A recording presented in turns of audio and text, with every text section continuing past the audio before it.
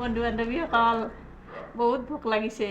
12:30 বাজিল, খাবৰ সময় হৈ গৈছে, একো খোৱাই নাই। বাহিৰত কিবা কিবি কাম কৰি আছিলোঁ। আজি 4-5 বছৰ ধৰি বিচনাত যেতিয়া মই অসুস্থ হৈ পৰি আছিলোঁ, তেতিয়া কোনো মোক চাওঁতা নাছিল, সেনেকৈ আছিলোঁ। কিন্তু ল'ৰাটোৰ বিয়া পতাৰ পিছত মোৰ এইখিনি সুখ হৈছে। চাওকচোন, মই যে কষ্ট কৰি আহিছোঁ, ইমান ভোক লাগিছে মোৰ ৰাক্ষসৰ নিচিনা, কি খাওঁ কি নাখাওঁ এনেকুৱা লাগিছে। তাই এয়া ভাত, এয়া বেঙুন ভাজি, আৰু এয়া ডাঠা চচ্চড়ি বনাইছে, এয়া বৰা টেঙা দিছে, এয়া দালিত এয়া লাওৰ এনেকৈ কাটি দি এনেকৈ দাইল বনাইছে। এতিয়া ভোক লাগিছে, মহান ভোগ কোনোবা এজনে এনেকৈ দিলে বৰ শান্তি পোৱা যায়। আপোনালোকে সকলোৱে আশীৰ্বাদ কৰিব যাতে আমি এনেদৰে সদায় সুখত থাকিব পাৰোঁ, এনেদৰে বোৱাৰীৰ হাতেৰে খাব পাৰোঁ, বোৱাৰীয়ে মোৰ হাতে খাব পাৰে। আশীৰ্বাদ কৰি থাকিব সকলোৱে।